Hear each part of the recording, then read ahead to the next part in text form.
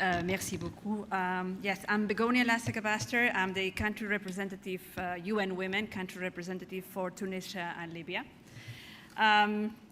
Honorable Chair and Co-Chair, Madame la Ministre de la Femme, de l'Enfance et les Personnes Âgées de la Tunisie, Excellencies, distinguished guests and panelists. Let me give you 4 messages I want to give you here.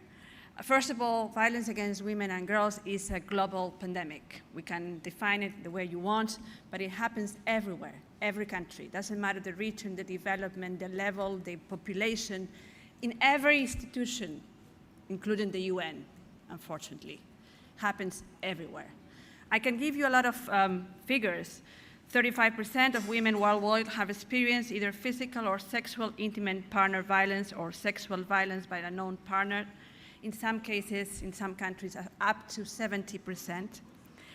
Women are 51% of all human trafficking victims detected globally.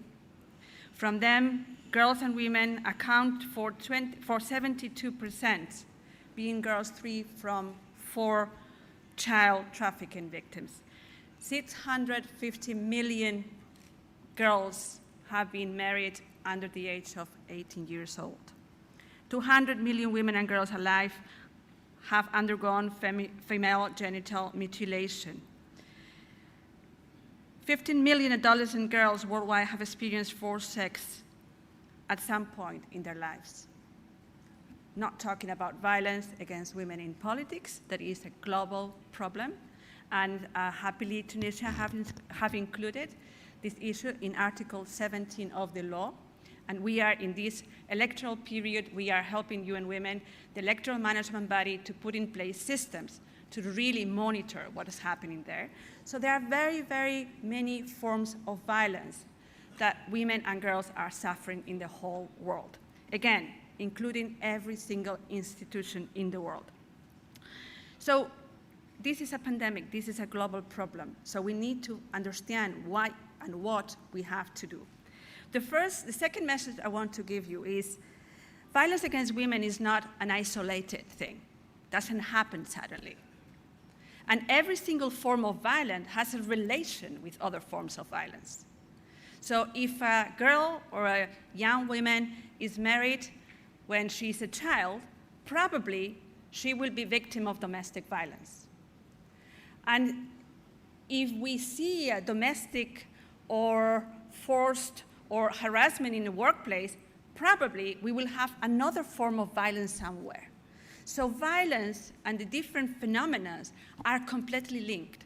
We cannot try to resolve or put some interventions if we don't understand the whole picture of violence.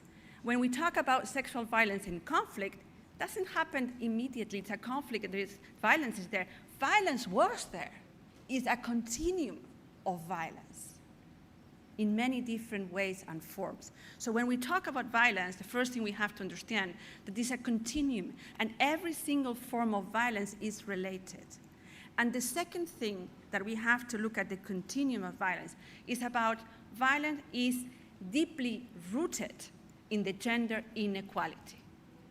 If we don't talk about gender inequality, we will not be able to face any prevention, protection, or reparation. It happens when unequal power relations between men and women happens in the family, in the community, in the society, in the institutions, everywhere. It happens when we have gender stereotypes. It happens when we have different discriminatory social norms. So violence is a phenomenon of a gender inequality. So we cannot think about violence like suddenly happens coming from I don't know where and I don't know how. So that's, for me, the second message. The third message is, what are the challenges we are facing?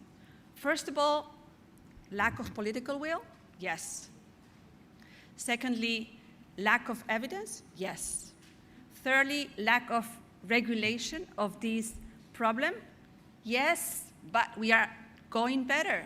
We have around 156 countries that they have some sort of regulation of violence, but either they don't have funds to implement the law, they are not services to implement the law, they are not monitoring of the law, or courts, tribunals, police, prosecutors, forensic, etc., do not have capacity or technical assistance to be able to prevent, protect, or make the needed reparations.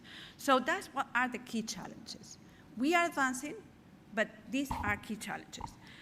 Obviously, also, one of the key challenges is that the way we try to eliminate violence is very isolated. So to which extent all of us are working separately? Police, forensics, judges, legislators, local elected people, women's movement, because women's movement are critical, academia, everybody's doing things. But I think we have an isolated approach to understand the whole phenomenon. So we think in UN Women, jointly with our colleagues in the UN system, that we need to have a comprehensive approach. And following that thinking, we have tried to work together, including in the UN system, to understand what is the parameter, the framework, first of all, to prevent, because the first thing we have to do is prevent violence. So we have done a package of essential services to prevent, protect, and reparations with many colleagues in the system, with UNFPA, WHO, UNDP, UNODC, UN Women, because we cannot work separately. We need to put things together. The same thing in the UN is in the governments. How many times we have seen that the Minister of Justice, the Minister of Interior are working, and they're working well, but they are separate. How many times we see that a woman has gone 1, 2, 3 times, 4 times, 5 times to the emergency rooms, but nobody has detected that she doesn't have a headache. She has a problem on violence against women. How we can coordinate all these services. So at the end of the day, this phenomena that is interrelated, the solution can be interrelated and coordinated. So this is the third message that I want to give. Anything we do, we need to understand how we can have a comprehensive approach. Either it is nationally, either it is regionally, either it is globally, either it is within the same institutions, either it is with the different constituencies. It has to be a comprehensive approach.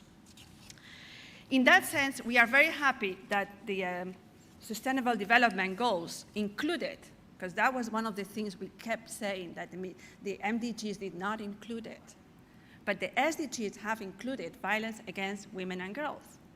And that's very important because the SDGs should be able to be implemented under a comprehensive approach. So if we talk about 5.2 SDG, that means that we have to look at economic situation. We have to look at many other things. So as UN Women, what we try to do is, first of all, for instance, have safe cities, programs of safe public spaces. We have 35 cities where they are including this approach. We have the Trust Fund that is an interagency that has been supporting 6 million women and girls in many countries. We have, as I said before, the essential and multi-sectoral coordinated services implemented with other colleagues in the UN system. We have to have evidence to have new, good policy guidelines. And also we have to work also in the UN system, as we have seen in the UN so many times, to address sexual harassment and to really eliminate abuse of power. I want to end following the indication of the co-chair, that this is something it can be resolved, but not if we don't tackle the whole problem, the whole phenomena, the whole gender inequality. I really thank you. I will allow you, allowed to excuse me. I have a group of women from Libya that it was very hard for them to get in. They have traveled a lot to get in, and I would like to, if you allow me, to go back to the meeting with them because there was a little bit delay. So thank you very much, Shukran. Thank you.